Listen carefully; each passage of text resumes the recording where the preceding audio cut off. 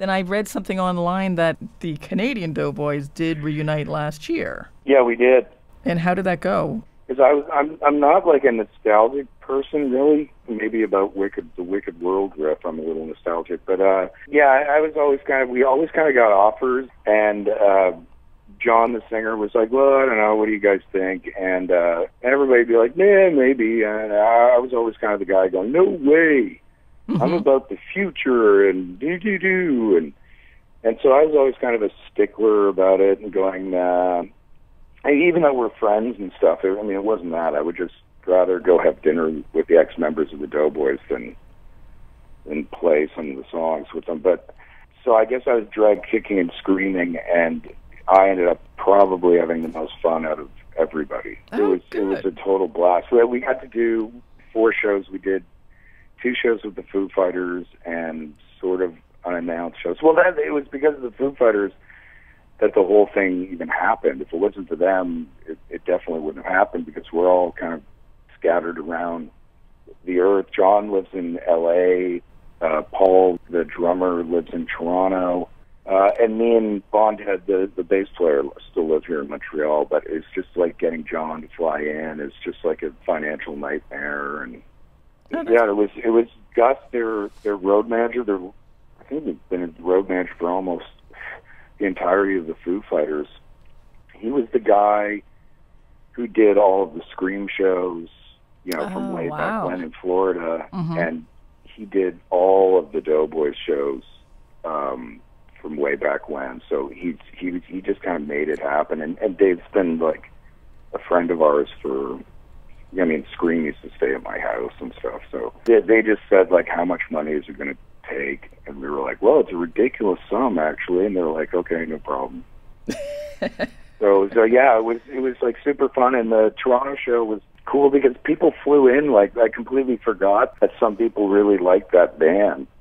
I've been just so disassociated from the band so I don't really think about the band. We were practicing, and that was all fun, and I just thought, that's what it is. And then we played this small club show that was kind of unannounced in Toronto, and like people were coming in from Wisconsin, some people flew in from Seattle, and it was bananas. And I completely forgot in that era, the early 90s and late 80s, the band kind of meant a lot to people, and it was kind of, you guys were really nice. You guys were popular. Well, yeah, I guess we were really popular in Canada. Oh, okay. Whatever that counts for. But we toured a lot. We were like on tour. At one point we were on tour for an entire year. We were constantly on tour, so I guess like people seem to see us whether they liked it or not. Well, just from the constant touring, I guess. Well, but there was a period of time where they liked it. Where they definitely liked it. You guys were really, weren't you guys on a major label? Yeah, we were on A&M during the whole Nirvana thing, right? Where everybody and their dog was getting signed. But A&M never really, they were signing up like there's bands called like Hammerbox and Paw, and that was like kind of their second-tier band, the first-tier bands being like Soundgarden, I guess. And then we were like the low-rung Canadian band.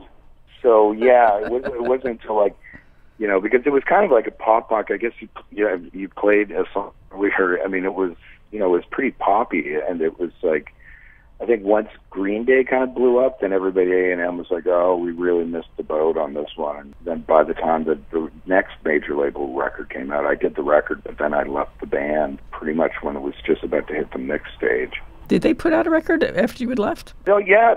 I don't think it came out in the U.S. I left the band at that point to form Bionic. Yeah, I don't think it ever got a U.S. release. I'm sure you could find it for an incredibly reasonable price on eBay. Yeah.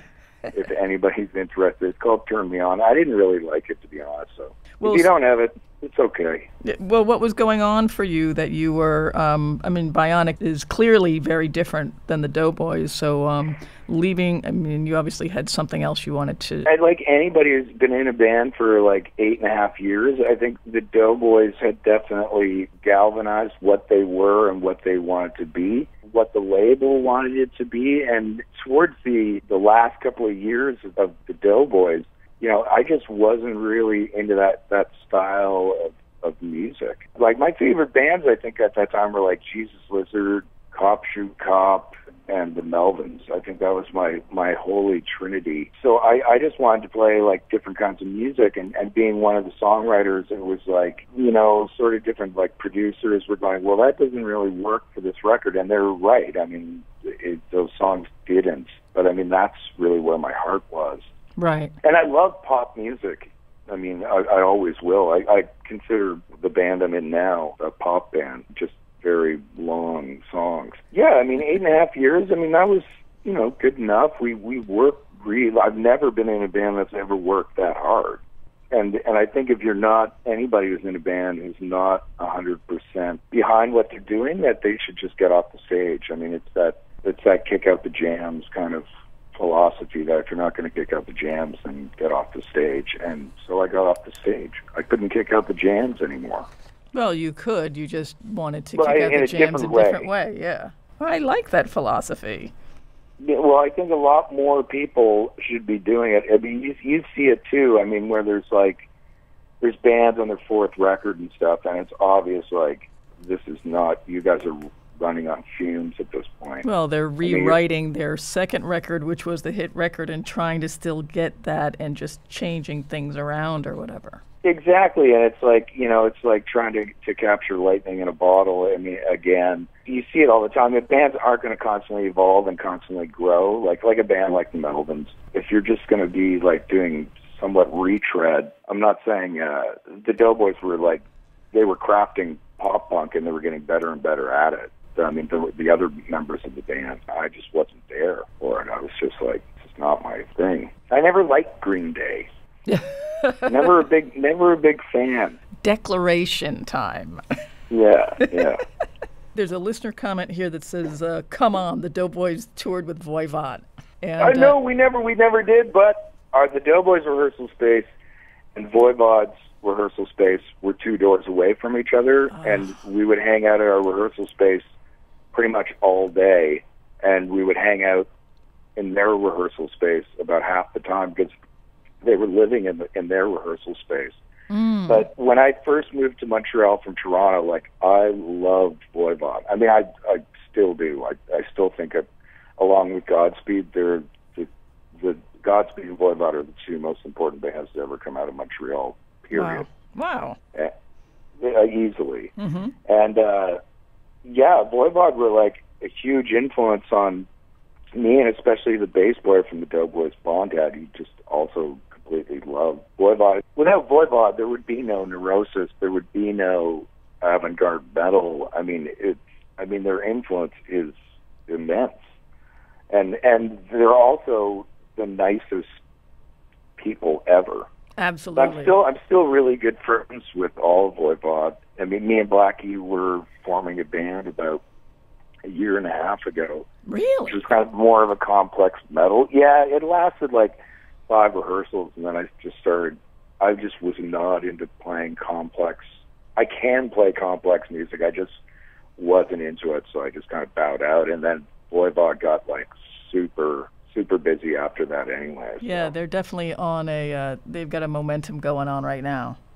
Oh, yeah, and you know, it's so deserved. Like, I'm so happy that they're really getting this second wind, and they just finished the new record, which I haven't heard yet, but it's supposed to be really more similar to like Dimension Hatros, the kind of German period of Voivod, so I'm really stoked.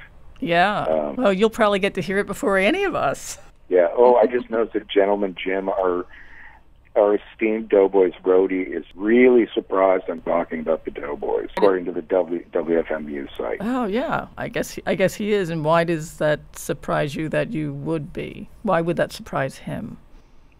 Why? Oh, and it's nothing but our roadies, actually. If you go to the comment section on your, it's our roadie from Europe, Sparky. Hi, Sparky, who we just threw in the van and took around Europe. I think he had a job to go to the next day, and he just went, screw it, I'll go in the van.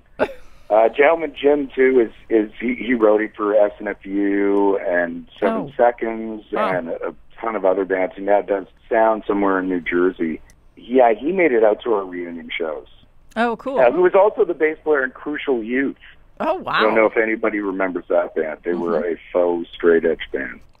Faux? Well, they actually were straight edge, but they were more kind of comedic about the whole straight edge thing. Oh, good. Well, the straight edge scene definitely always needed somebody to laugh about what they were being so staunch about. Well, it's like shooting fish in a barrel, really. You are here to be a guest DJ. And, yeah. I'm stoked. This because I'm a complete music nerd. Yeah. So this is awesome. So introduce the first song that you have chosen for us. Oh, geez, I don't have my playlist in front of me. What did I choose? I'll tell you this, that I chose that within, everything in, 2 seconds. I know they're good. They're great, and we were just talking about the first band that's on your playlist is from Montreal.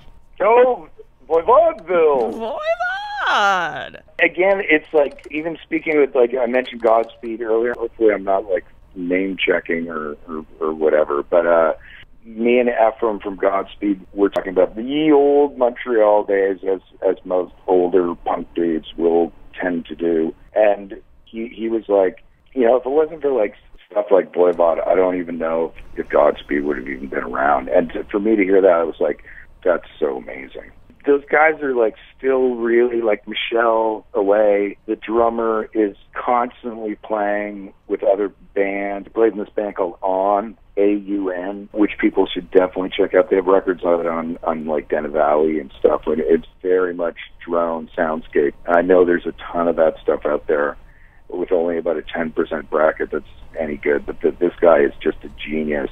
And Michelle was playing with him for a long time. And he's just been playing with all of these experimental bands. To hear his drumming style in this experimental field that's not Voivod is just so amazing because it's just such a perfect fit. I just love it, too, that kids are getting into Voivod now. There's a and I mean, if you listen to something like Tribal Convictions and maybe put that up again mid-period Neurosis or even ISIS on a lot of tech metal bands, I think it becomes really obvious what their influence is. And I think it's because of all these bands like Sepultura, etc., who always, when we heard Voivod, it changed our lives. And I think it's a lot of younger people now that are really getting into that band, and that just really means a lot being a Montrealer. I can't say enough about Voivod. I just love them. You're definitely in like company here, because they are for sure my favorite band, and we're going to go to some Voivod. What better way to go in than to have a proud Montrealer singing the praises of Voivod? So my guest is Jonathan Cummins.